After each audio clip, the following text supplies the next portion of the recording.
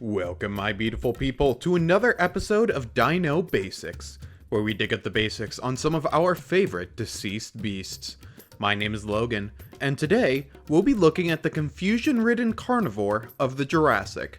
Thank you to Bang1642 for today's topic, Dilophosaurus.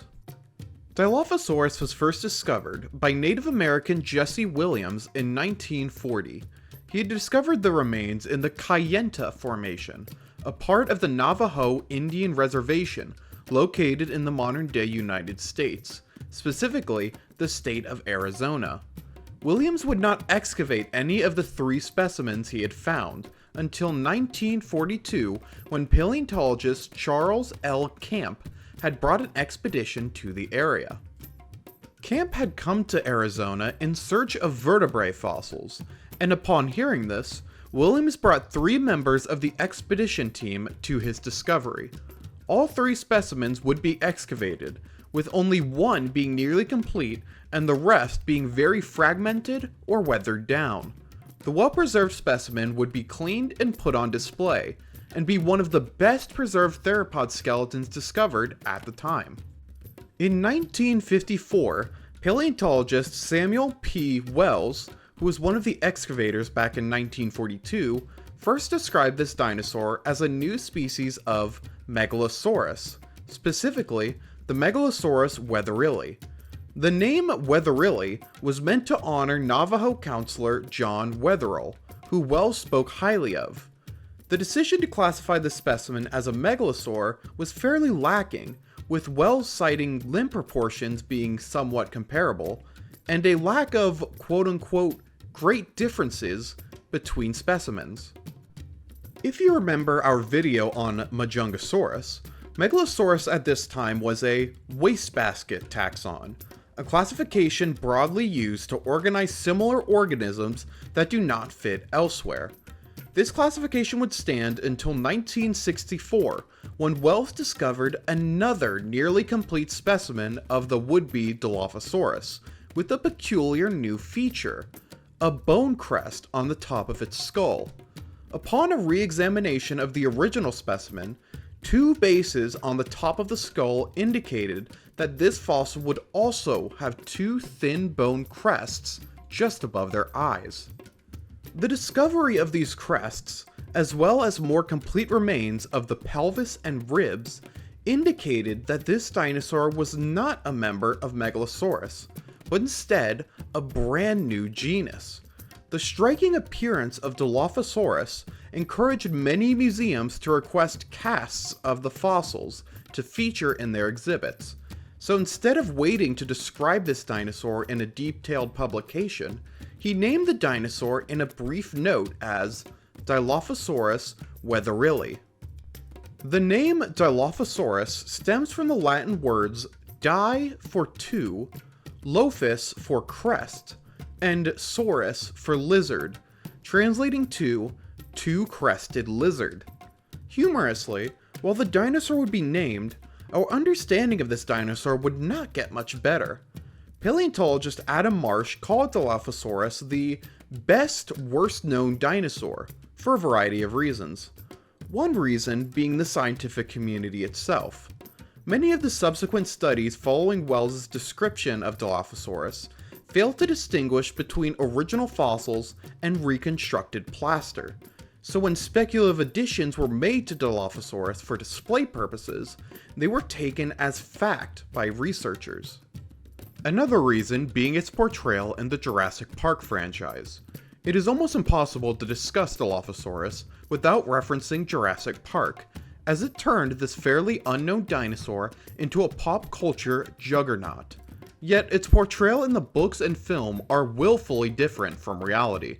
The 1990 book author, Michael Crichton, and movie animatronic builder, Stan Winston, both acknowledged Dilophosaurus as the, quote, only serious departure from scientific veracity, and, quote, most fictionalized dinosaur in the film.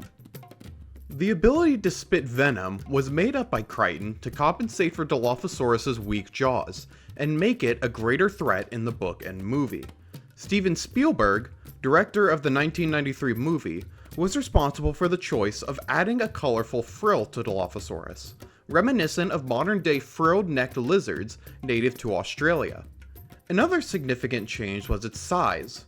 The filmmakers were concerned that moviegoers would confuse Dilophosaurus with another theropod carnivore in the movie, Velociraptor, if the frill and acid spitting somehow wasn't enough.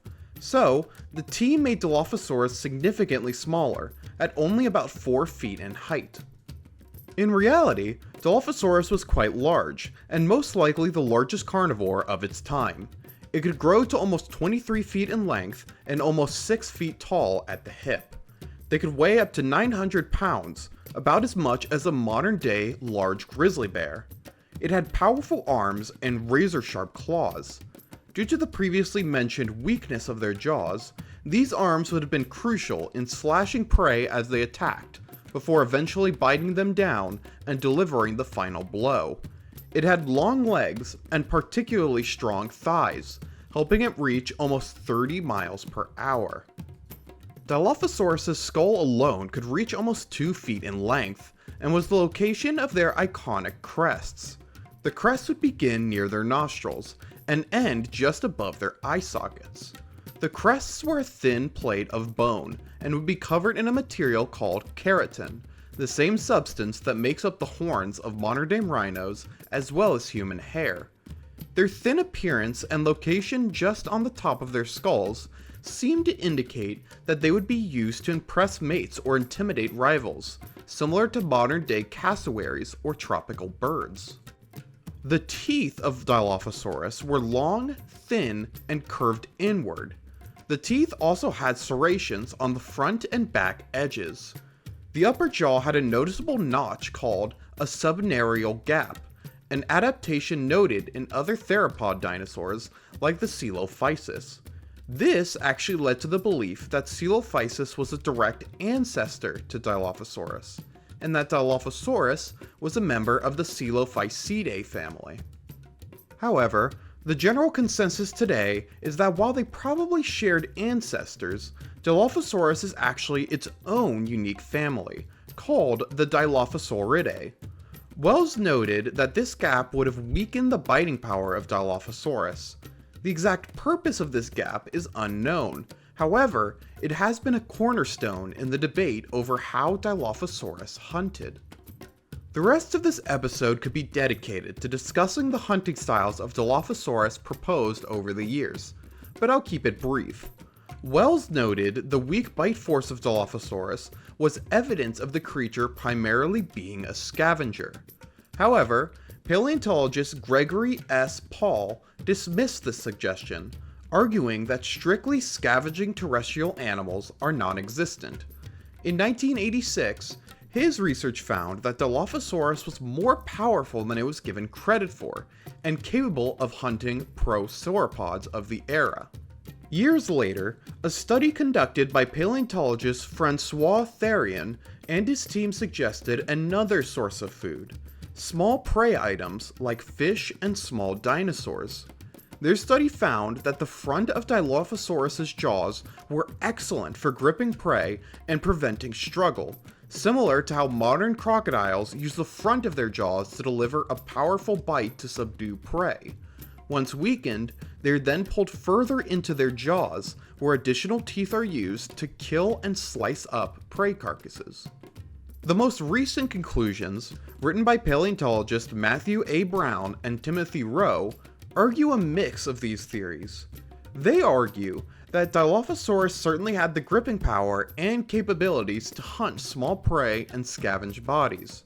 However, Dilophosaurus was most likely the apex predator of its environment, due to its large size and jaw power that was previously underestimated.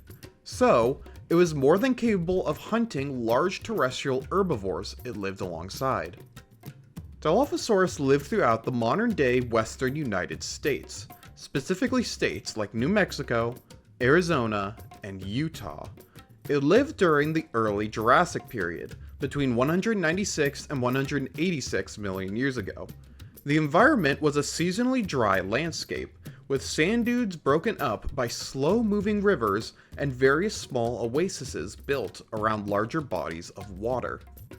While the late Jurassic would be known as the golden age of the dinosaurs, filled with titanic sauropods and ferocious theropods, the early Jurassic is more reminiscent of the previous Triassic period. Dinosaurs were only just beginning to dominate the Earth following the end Triassic extinction event, which removed many terrestrial rivals of the dinosaurs. Dilophosaurus, as previously mentioned, would have been the apex predator of its environment, alongside other carnivores like the Megapnosaurus.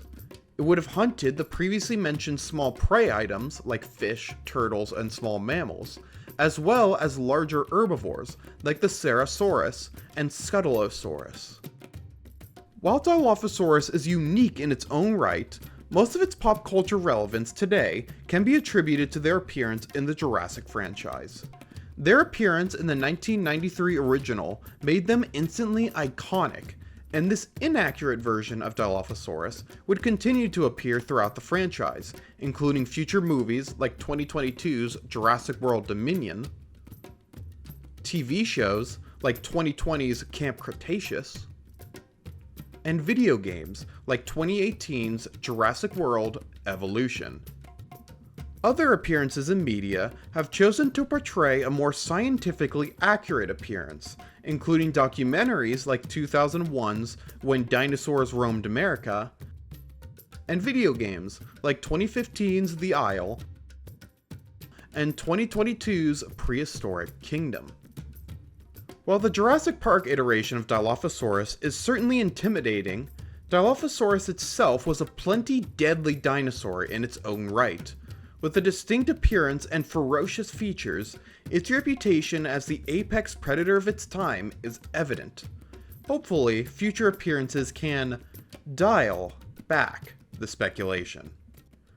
That's gonna do it for this episode. Thank you so much for watching, and I hope you enjoyed. Be sure to leave a comment below what you think of Dilophosaurus, and if you've heard of this dinosaur before the video. Next up, we have our 250 subscriber special with the dinosaur you all voted for, the walking tank, and Ankylosaurus. Thank you for your support, and see you in the next video.